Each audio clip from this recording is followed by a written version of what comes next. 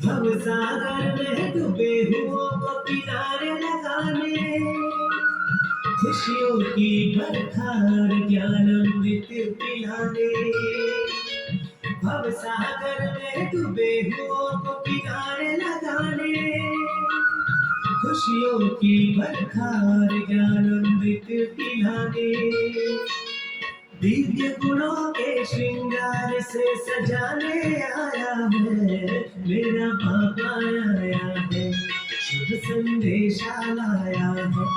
मेरा बाबा आया है, शुभ संदेशा लाया है।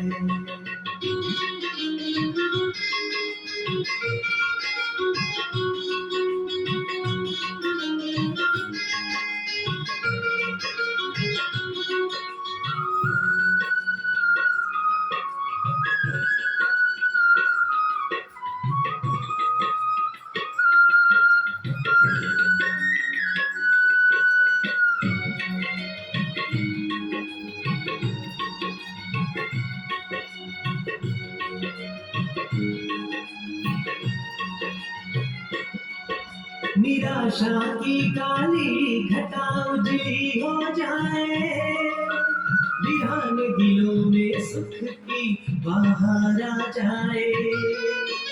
निराशा की काली घटा उजली हो जाए, वीरान दिलों में सुख की बहार आ जाए। आशा की किरणों का सूरज गाने आया है, मेरा बाबा आया है, शुभ संदेशा लाया है। मेरा बाबा आया है, शुभ संदेशा लाया है।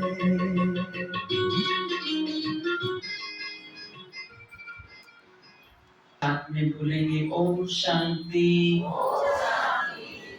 ओम शांति। संसार के अंदर करोड़ों लोग हैं,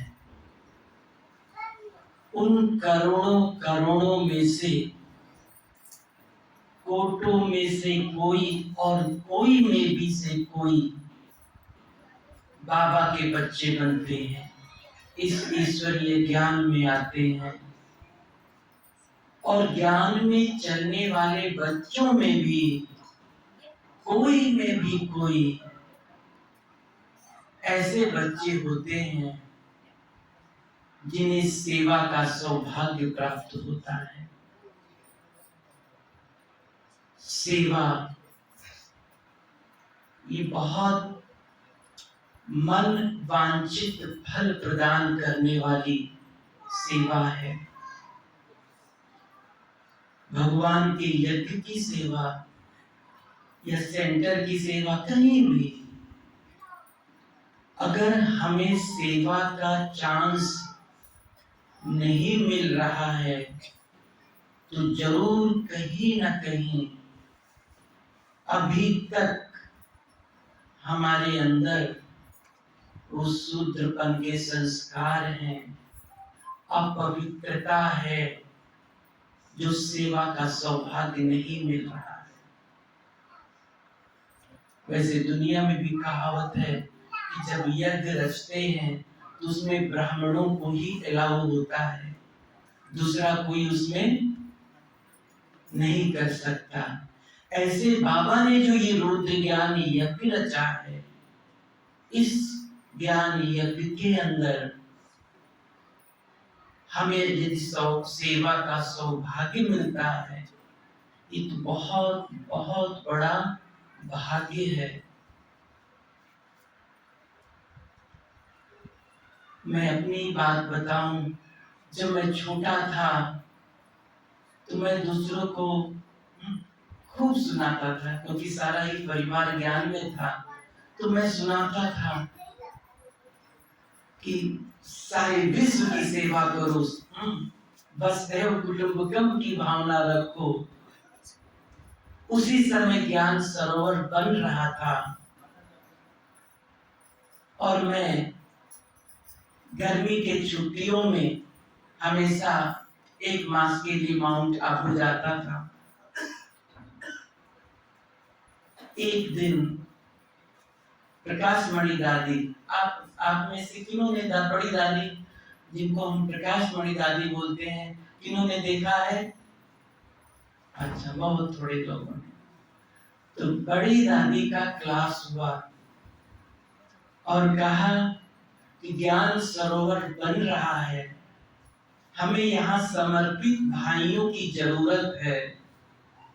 आप में से कौन है जो नष्टो मोहा है, हनुमान है, महावीर है, जो बाबा के घर में रहकर के सेवा कर सकते हैं? तो हम तो 1 मास के लिए आए थे और दादी ने पूछा समर्पित रूप से कौन सेवा कर सकता है, और दादी ने ये भी कहा कि आप सोच करके हाथ उठाओ, 1 मिनट आप लोग सोचो। तो मैं क्या सोचा वो बता देता हूँ। मैंने सोचा दादी, माना, भगवान, जिनको बाबा ने निमित्त बनाया है और इस समय सेवा की बहुत जरूरत है, स्वयं भगवान दादी के द्वारा आह्वान कर रहे हैं। मैंने अपने आप से पूछा, ऐ आत्मा, आज आपको सही सही उत्तर देना है। ये पूरे लाइफ की बात है, पूरे जीवन की बात है। आपको घर में रहकर 4 लोगों की सेवा करनी है या विश्व की, मधुबन में रहकर विश्व की सेवा करनी है? मैंने अपने आप से प्रश्न पूछा। तो अंदर से उत्तर आया। क्या उत्तर आया? कि अभी तक तो तुम दूसरों को खूब सुनाते थे, वसुधैव कुटुंबकम, सारा विश्व ही अपना परिवार है।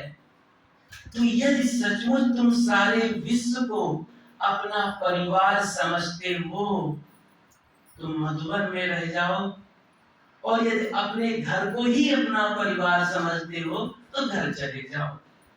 अंदर में ये उत्तर आया और मैंने हाथ खड़ा कर दिया कि दादी, मैं मधुबन में पूरी तरह से समर्पित होकर सेवा करूंगा।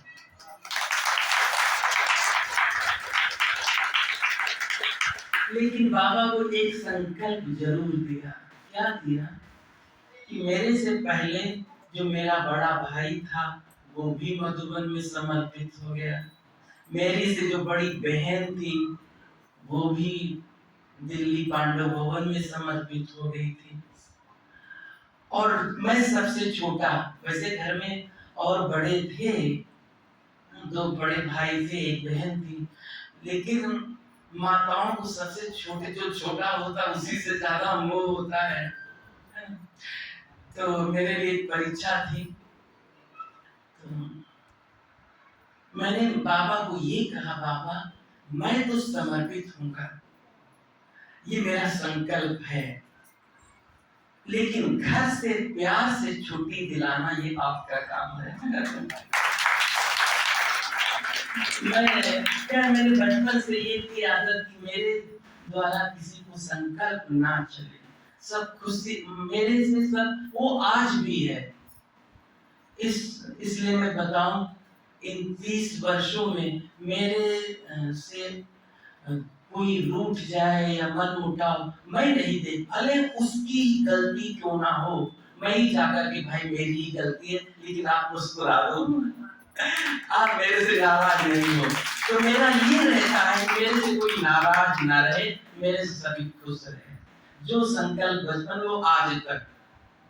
तो मेरे अंदर यही आया कि बाबा घर से प्यार से छुट्टी दिलाना। अच्छा, फिर क्या हुआ?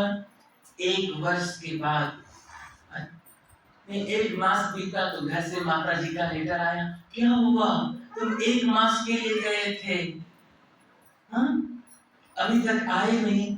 तो मैं टालता रहा, अगले मंथ घर पे बताया नहीं कि मैं यहाँ समर्पित हो गया हूँ, अगले मास आ रहा हूँ, अगले मास आ रहा हूँ।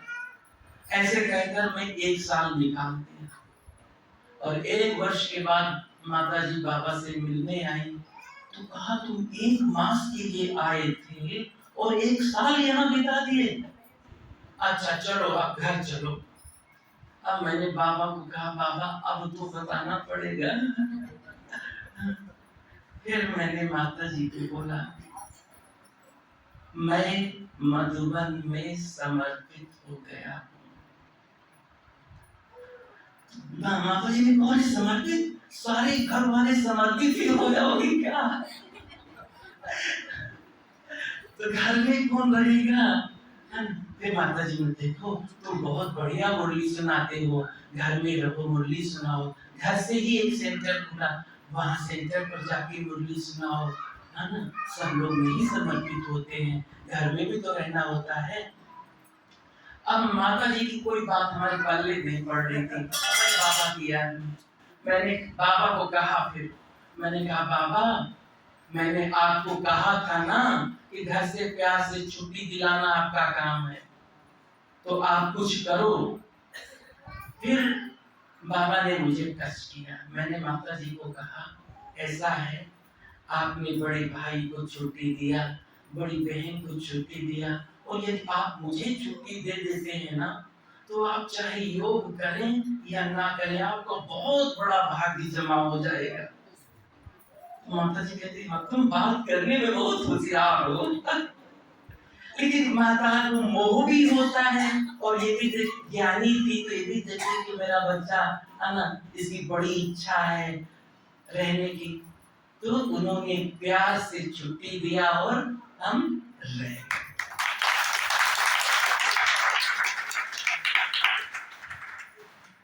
तो ये था कि मुझे मधुबन में रहकर के सारी विश्व की सेवा करनी है, और जो बड़े कहते हैं उसमें सदा ही हाजिर।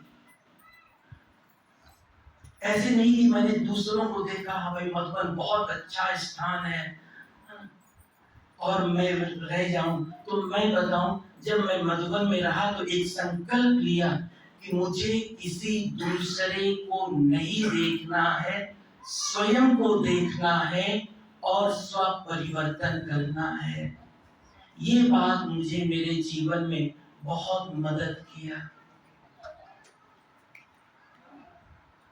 और दूसरी बात, मैं मधुबन क्यों आया हूँ और किस लिए आया हूँ, क्योंकि जब हम सेवा में जाते हैं तो बहुत उमंग उत्साह नशा होता है, लेकिन धीरे धीरे तो ये चीज मैंने देखा।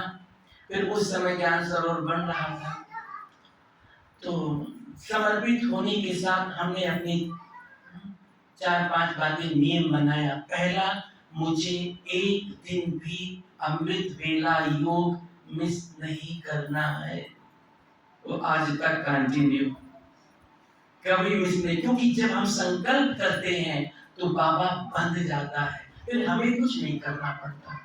दूसरा संकल्प, मुझे एक दिन भी मुरली मिस नहीं करनी है। वो भी आपको मैं बताऊं, इतना मुझे आत्मसंतुष्टता और खुशी का अनुभव होता है कि कई बार अंदर से निकलता है बाबा हमें आप अभी ही सब कुछ दे दोगे तो भविष्य में क्या मिलेगा, सब इसी जन्म में दे दोगे क्या। तो जैसा कि मैंने बताया ज्ञान सरोवर बन रहा था, आप सभी को पता होगा उस समय बड़ी दादी ने ज्ञान सरोवर के लिए कहा कि सभी सेंटर पर ज्ञान सरोवर के निमित्त एक भंडारी रखी जाए और सभी भाई बहनें ज्ञान सरोवर के निमित्त 1-1 रुपया उसमें डालेंगे।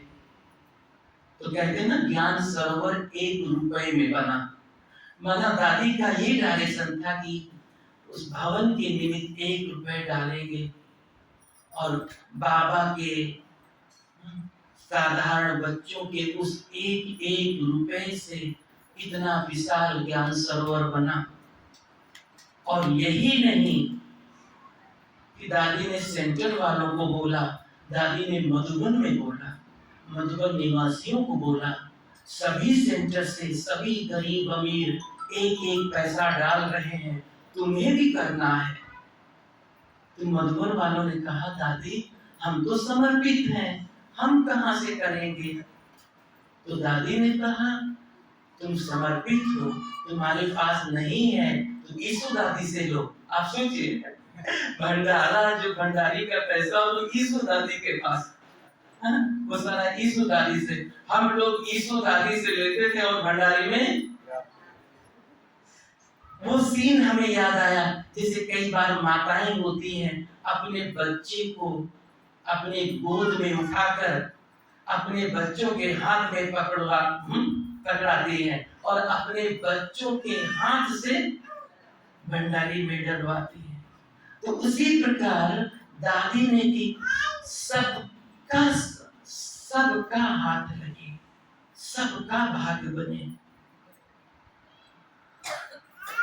अब एक अड़चन आई, ये ज्ञान सरोवर की जगह तो ले लिया गया, लेकिन ये हुआ कि यहाँ कोई मकान नहीं बना सकते, ये फॉरेस्ट एरिया है। तो उसी समय एक गवर्नर वहां थे, डॉक्टर एम चन्ना रेड्डी, ब्रह्मा कुमारी के काफी संपर्क में आए और उन्होंने देखा कि फॉरेस्ट एरिया होने के कारण अलाउ नहीं है, तो उन्होंने बहुत बड़ा उसमें सहयोग का पार्ट बजाया और उन्होंने उस जगह को पास किया। नहीं, ब्रह्मा कुमारी से स्थान बना सकती है, ये ब्रह्मा कुमारी का कोई पर्सनल नहीं, ये तो सारे विश्व की सेवा कर रही है। और फिर ज्ञान सरोवर बन करके तैयार हुआ। जब ज्ञान सरोवर बन करके तैयार हुआ और बाबा आए, डॉक्टर एम चन्ना रेड्डी बाबा के बहुत क्लोज थे, बाबा के बच्चे बन गए थे, और जब वो बाबा से मिल रहे थे तो बाबा ने ऐसा वरदान उनको दिया कि आज तक मैं ऐसा वरदान किसी को सुना नहीं। देखिए बाबा ने क्या कहा। बाबा ने कहा, बच्चे तुम ज्ञान सरोवर बनाने के निमित्त बने हो, इसलिए ज्ञान सरोवर जब तक रहेगा, ज्ञान सरोवर में जब तक सेवा होती रहेगी, 1% तुम्हारे खाते में जाता रहेगा।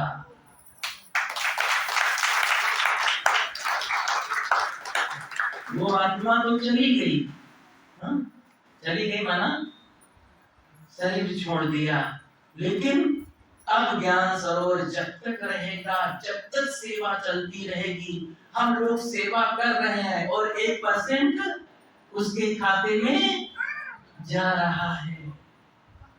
तो ये एक मैंने उदाहरण बताया।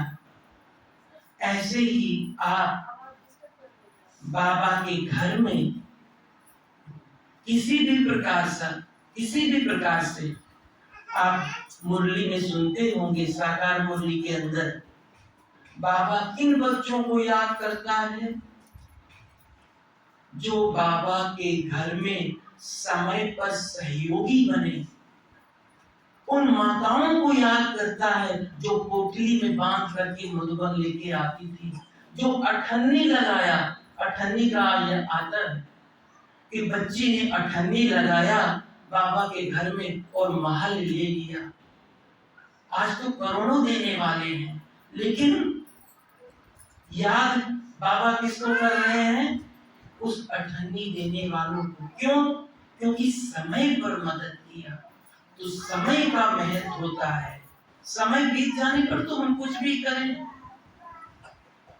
तो जब जरूरत होती है ऐसे समय पर बाबा के घर में हम कना दाना लगाते हैं तो वो करोड़ों पद्मों में बदल जाता है।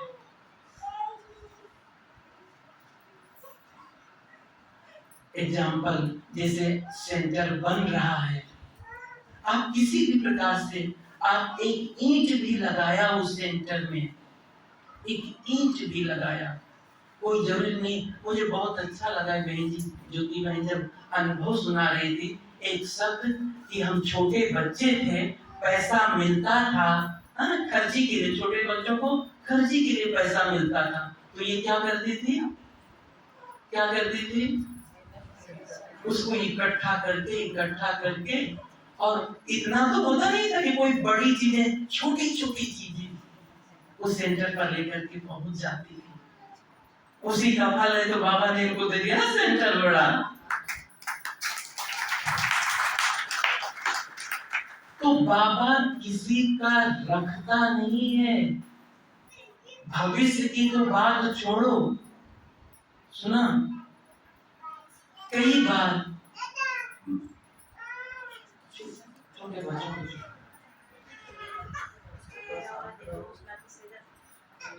बाबा किसी का रखता नहीं है।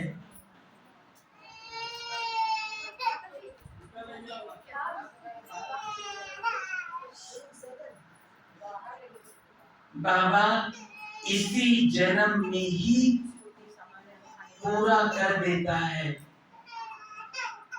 मुझे भी कई बार मेरे आंखों में आंसू आ जाता है कि मैंने क्या किया, मैंने कोई इस जन्म में बचपन से ही ज्ञान में आ गया, मैंने ऐसा क्या किया। बाबा मैं इतना सोचता हूँ, आप इतना कुछ कर देते हैं। तो सब कुछ भविष्य में तो देगा ही, लेकिन इस जन्म में ही देता है, सर्व प्राप्तियों से भरपूर कर देता है, कोई चीज की कमी नहीं रहती।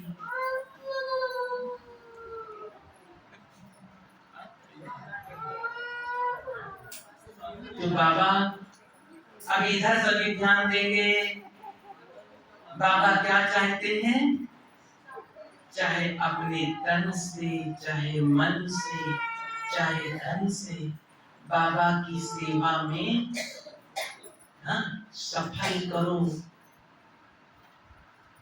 हम मम्मा का मिसाल सुनते हैं, मम्मा कुछ लेकर के आई, मम्मा भी साधारण घर की थी, लेकिन मम्मा ने अनेकों से सफल करवाया।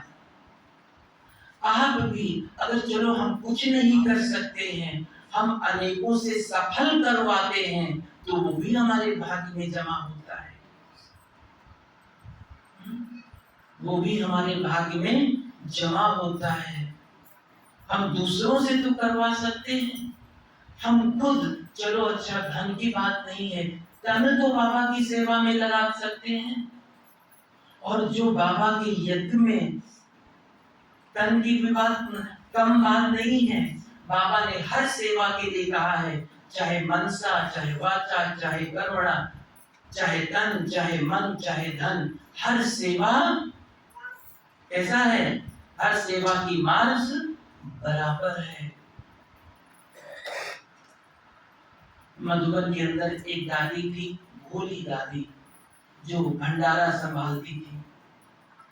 वो सुबह से शाम तक भंडारे में रहती, उनका ध्यान रहता कि कोई भी बाबा का बच्चा आए भूखा नहीं जाए। 400 भाई बहने, लेकिन उनकी विशेषता थी, मुख से उनके कभी ना शब्द नहीं निकलता। सबको संतुष्ट करना नहीं भी है तो भी वो बोलती थी, ठीक है आप बैठो, हम आपको मंगा के देते हैं। एक दिन वो स्वास्थ्य के हिसाब से अहमदाबाद जा रही थी, तो बाबा आए हुए थे, तो सोचा चलो हम बाबा से मिलते हुए फिर जाते हैं। बाबा से छुट्टी लेने गई, बाबा मैं अहमदाबाद जा रही हूँ। बाबा देखकर बहुत मुस्कुराए, अच्छा भोली बच्ची आई है। कब वो बच्ची, क्योंकि भोली दादी ऐसा था कि वो उनके अंदर प्यार वृत्ति इतना था कि वो बाबा आए हुए हैं, लेकिन यहाँ तक कि सेवा पहले पूरा हो। हम तो क्या हो, हम तो पहले भागेंगे ना, बाबा आया हो, बाबा से मिले। लेकिन देखो ऐसी आत्माएं जिनको बाबा याद करता है, तो जब दादी बाबा के सामने गई तो बाबा बहुत मुस्कुराए, अच्छा भोली बच्ची आई है, आओ आओ बच्ची, कैसे आना हुआ?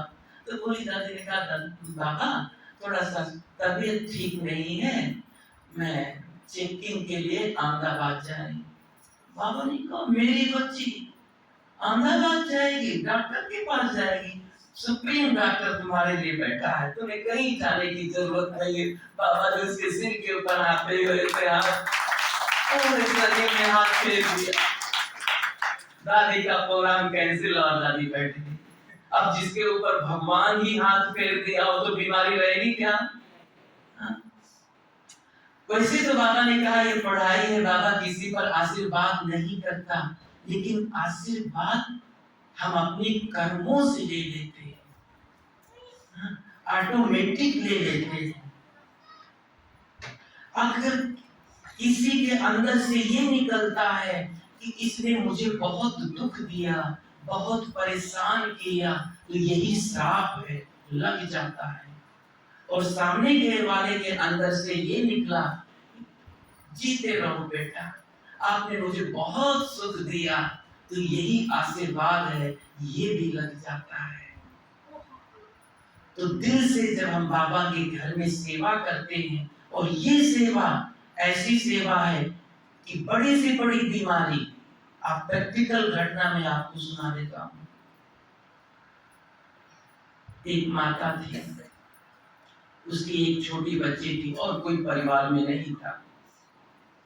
माता आकर के सेंटर पर बहुत प्यार से सेवा करती थी।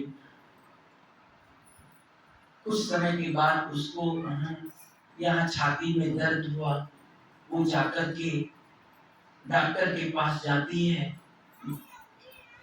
और डॉक्टर बोलता है कि अरे माता जी, आपको तो कैंसर है और ये कैंसर फैल चुका है, अब आप ज्यादा से ज्यादा 6 मास के मेहमान हैं, आपको जो कुछ करना है कर। माता सेंटर पर वापस आती है, बहन जी को अपना बात बताती है।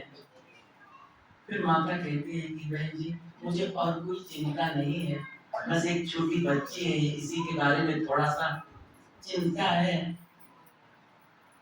और बाकी 6 मास का जीवन शेष है, आप मुझे रोकिएगा नहीं, मैं बाबा के घर में खूब जाते जाते अंतिम क्षण में मैं बाबा के घर में खूब सेवा कर लूं।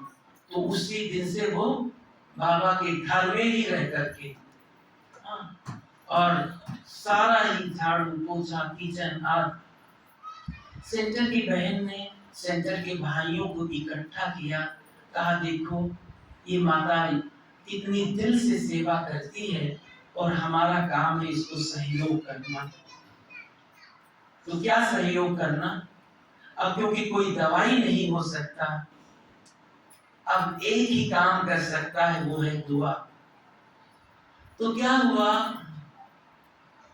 उस समय बाबा ने बड़ी दादी के लिए एक दवाई बताई थी।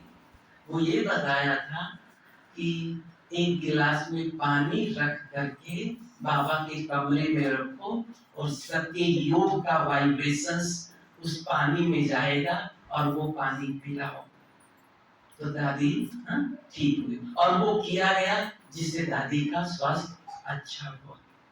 तो ये बात उस टीचर बहन ने सुन रखा था, तो उसने क्या किया, अपने क्लास में पानी का मटका ही भर के रख दिया और सभी भाई बहनों को कहा 1 घंटा सबको पावरफुल योग करके इस मटके में अपना प्रकाश देना है।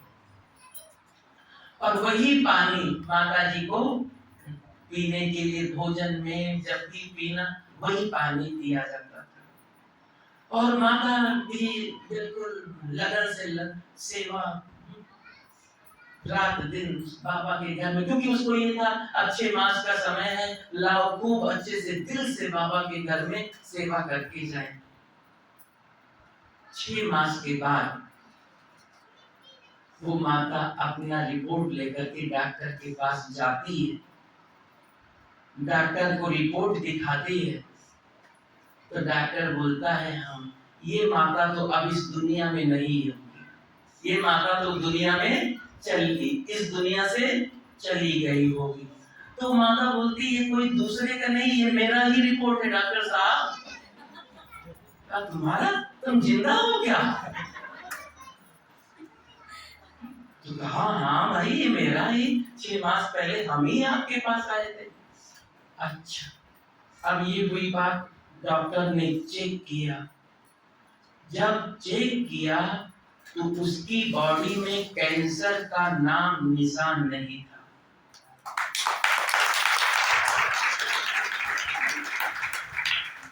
तो डॉक्टर हैरान कि जिसके पूरे सेल्स में कैंसर फैल गया हो, और ऐसे कैसे, ये तो चमत्कार, जादू, ऐसे कैसे हुआ, ऐसा तो हो ही नहीं सकता।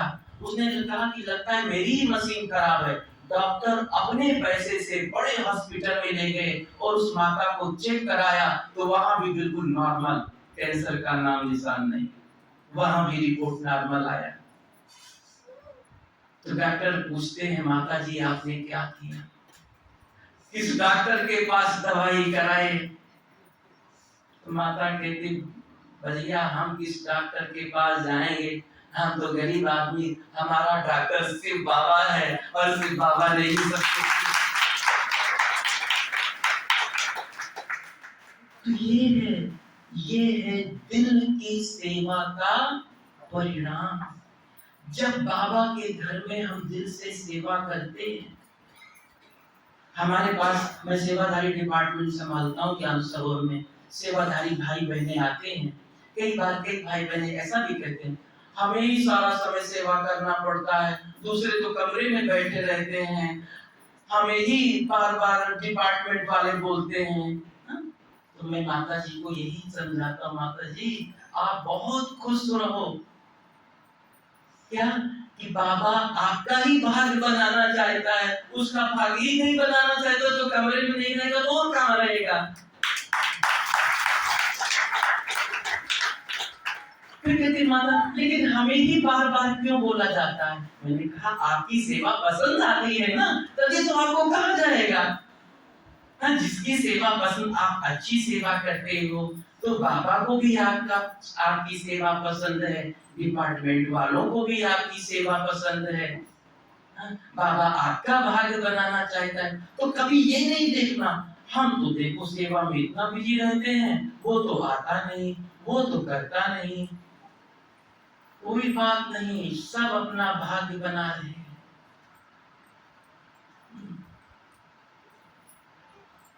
एक बार बड़ी दादी ने ब्रह्मा बाबा से कहा बाबा कुछ भाई बहने ऐसे हैं तो उनको अच्छा अच्छा कपड़ा चाहिए, अच्छा अच्छा खाना चाहिए और सेवा से जी चुराते हैं। मेरा बहुत संकल्प चलता है ऐसे लोगों को देखकर। तो बाबा ने कहा बच्ची संकल्प नहीं चलाना, ये तो बहुत अच्छी बात है। दादी ने कहा अच्छी बात है? हाँ, बाबा ने कहा हाँ बच्ची अच्छी बात है। ऐसे सस्ते नौकर तुम्हें और कहाँ मिलेंगे? एक जन्म वो खा पी रहे हैं, मौज कर रहे हैं और 21 जन्म तुम्हारे दास दासी बन करके रहेंगे, तो ऐसे सस्ते नौकर मिलेंगे कहीं? कोई बात नहीं। अगर आप सोचो आपकी तरह सारे लोग ही सेवा करें तो आप भी राजा बने तो वो भी राजा बन जाएगा, तो दास दासी कहां से आएंगे? आपको दास दासी चाहिए कि नहीं चाहिए? तो दास दासी भी तो चाहिए। तो जो नहीं करता उसको नहीं देखना है। मुझे याद आ रहा है कि एक अव्यक्त मुरली में बाबा ने कहा कई बच्चे कहते हैं देखा मैं सारा दिन सेवा में बिजी रहा और टीचर बहन केवल सेवा ही लेना जानती है, एक गिलास पानी तक भी नहीं पूछा। ये बाबा के माँ बाप, मैं नहीं बोल रहा हूँ, बाबा ने कहा है अव्यक्त मुरली में। बाबा ने कहा कि कई भाई बहन कहते हैं देखा ये टीचर बहने भी क्या है, हम रात दिन सेवा किया, सारा दिन सेवा में बिजी रहे, सेंटर पर पहुंचा तो बहन जी ने एक गिलास पानी तक भी नहीं पूछा। क्या फायदा, हम भी अपने घर में बैठे, दूसरे तो अपने, और बहन जी के आगे पीछे जो होते हैं उन्हीं की बहन जी महिमा करते हैं और हमें तो कुछ जानते ही नहीं है। हम इतनी सेवा करते हैं, हमें एक बात भी नहीं पूछा। तो बाबा ने उसमें कहा कि अच्छा ये बताओ, तुम्हें बहन जी के डिक्शनरी में नाम लिखवाना है या मेरी डिक्शनरी में? किसकी डिक्शनरी में नाम लिखवाना है? बहन जी जाने या बाबा जाने? बहन जी भी जाने, थोड़ा थोड़ा लेकिन थोड़ा तो महिमा होनी चाहिए ना। बाबा ने कहा चिंता ना करो, हमारी डिक्शनरी में पहला नंबर तुम्हारा है। मैं तो देख रहा हूं ना तुम सेवा में लगे हो। कोई जाने या ना जाने, देखे या ना देखे, मैं तो देख रहा हूं ना। लेकिन कई बार हमारे अंदर आता है कि इतनी सेवा किया, थोड़ा तो कुछ होना चाहिए, थोड़ी तो महिमा होनी चाहिए कि नहीं होनी चाहिए? नहीं, थोड़ी तो महिमा होनी चाहिए, नहीं होनी चाहिए ना। तो बाबा ने, मैं जो बताता हूँ सब बाबा के महावाक्य, समय पर समय जो बाबा ने बोले। बाबा ने कहा अब अपने आप से पूछो, एक तरफ है नाम मान शान, आपका, आपने सेवा किया, आपका सब कुछ होगा, नाम होगा, मान होगा, सब कोई खूब महिमा करेंगे। लेकिन गलती यहाँ होती है कि हम इतने उतावले हो जाते हैं कि हम अपने ही मुख से अपनी को महिमा करना चालू कर देते हैं। मैंने ये किया, मैंने ये किया, मैंने, वो गलती हो जाती है। तो बाबा ने कहा क्या चाहिए, अल्पकाल का नाम मान शान या 21 जन्मों का भाग्य, क्या चाहिए? 21 जन्मों का। तो बाबा ने कहा यदि 21 जन्मों का भाग्य चाहिए तो अल्पकाल के नाम मान शान को छोड़ दो। और आपने सेवा किया है, आपकी महिमा होगी, आपका गुणगान होगा, सब कुछ होगा, लेकिन आप ये इच्छा नहीं रखो कि दूसरे हमारी करें। तो दिल से सेवा करते जाओ। और जो बाबा के घर में हड्डी हड्डी दिल से सेवा करते हैं, बाबा समय पर मदद करने के लिए बंध जाता है। एक हमारे भाई मधुबन में जो अनाज का ट्रक चलाते, बहुत बाबा की सच्चे दिल से रात दिन सेवा करने वाले, सेवा में लगे रहते थे। तो देखो बाबा रिटर्न में क्या हिसाब किताब है वो तो आता है, लेकिन सूली से कांटा। तो उनकी एक घटना मैं आपको बताऊं कि एक बार वो रात के समय अनाज का ट्रक लेके आ रहे थे, नीचे आबू रोड से ऊपर।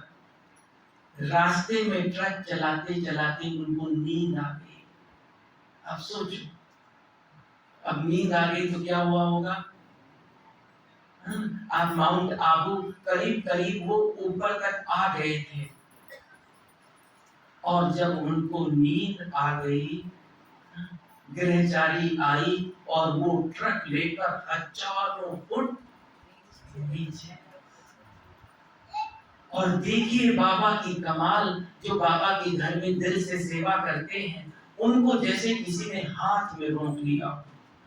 भाग्य प्रहलाद को नीचे गिराया और वही हालत उनको, हजारों फुट नीचे जाने के बाद ट्रक चूर चूर हो गई, लेकिन वो बिल्कुल पूरी तरह से सेफ बच गए। किसने बचाया?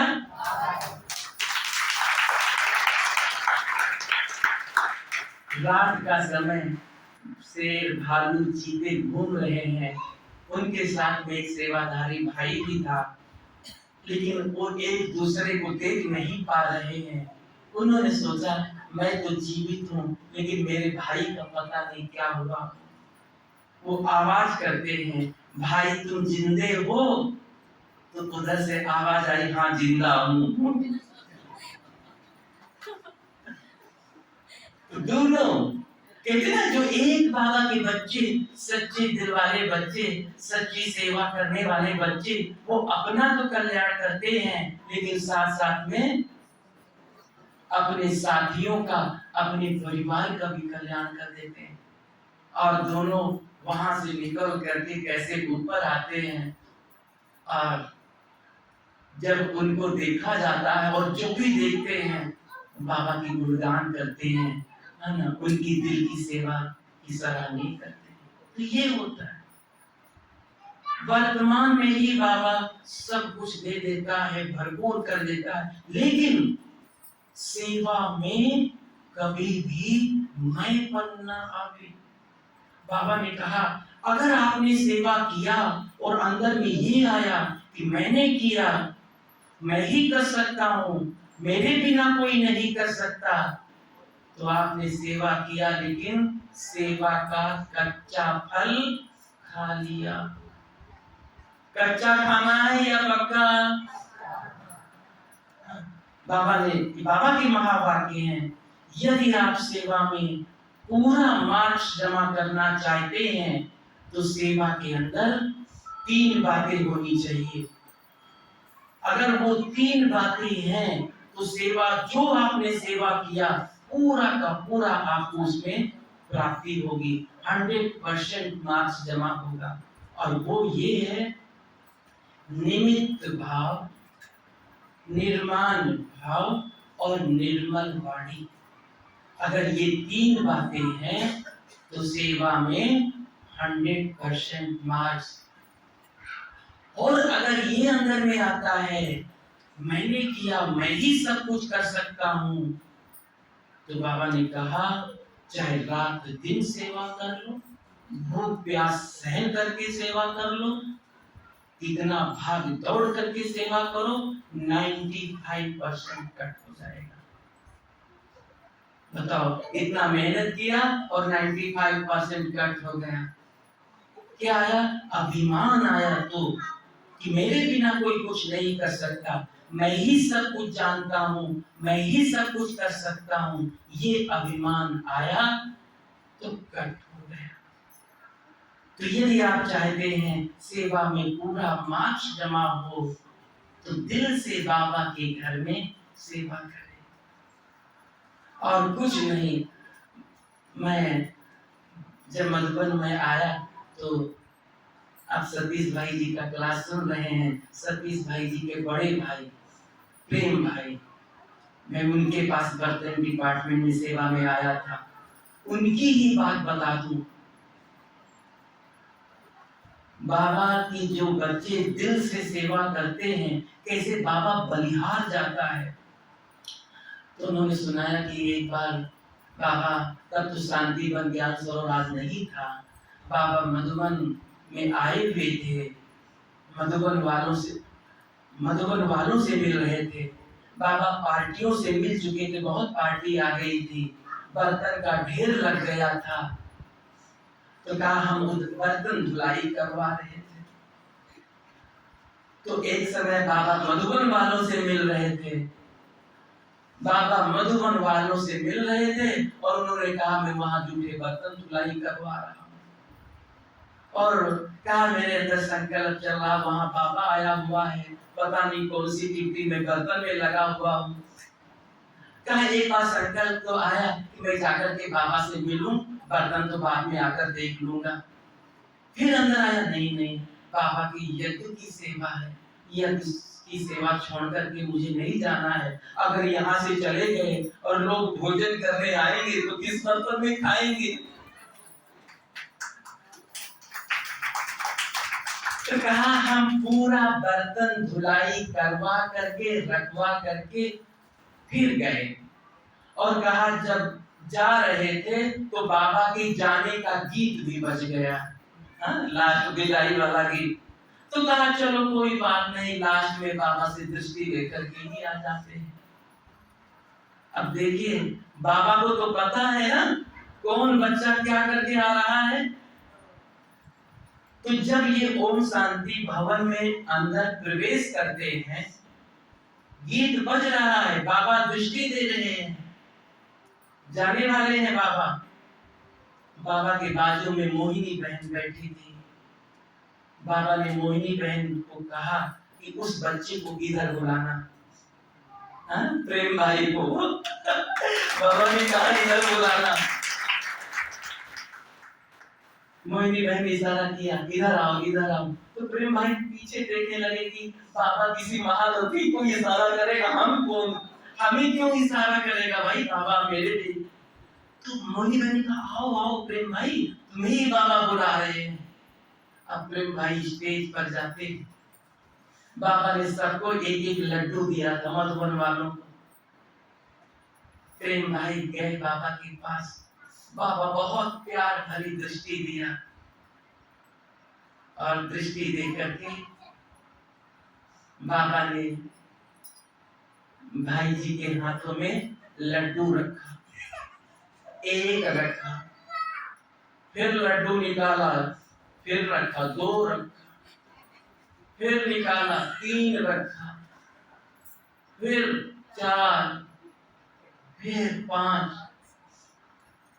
तो उन्होंने अपना ऐसे कर दिया हाथ। जब उनका अंजुरा भर गया, दोनों हाथ भर गया, तो वो चलने लगे।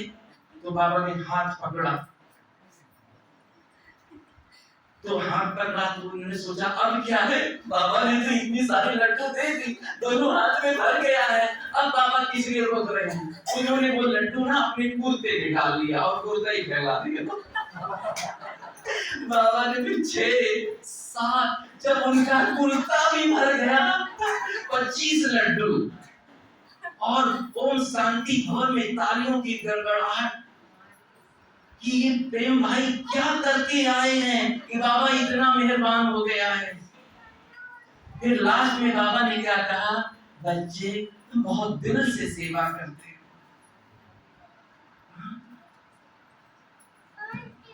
क्या कहा बाबा ने, बच्चे तुम दिल से सेवा करते हो।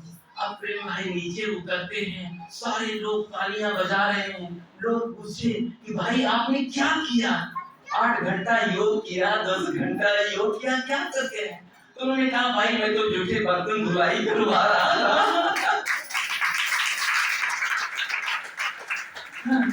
लास्ट में टाइम मिला तो मैं 5 मिनट के लिए आ गया।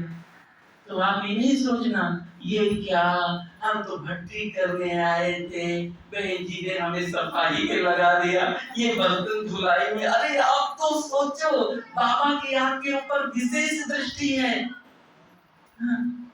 आपका बाबा विशेष भाग्य बनाना चाह रहा है। इसीलिए कहा कि जो बाबा के घर में दिल से सेवा करते हैं, बाबा उनके लिए बंध जाता है समय पर मदद करने के लिए। क्या होता है बाबा, हम एक जन्म, ये थोड़ा सा समय भगवान के यज्ञ की सेवा करते हैं, और बाबा कितने समय के लिए बंध जाता है, 21 जन्म। तो हम स्वर्ग में ही रहेंगे और पूरे 5000 वर्ष के लिए वो बंध जाता है। तन से सेवा, बाबा ने कहा है तन से सेवा करोगे तो आपको तन कैसा मिलेगा। ये देखो, ये चित्र देख रहे हैं ना, लक्ष्मी नारायण जैसा। मन से सेवा करेंगे तो मन कैसा मिलेगा,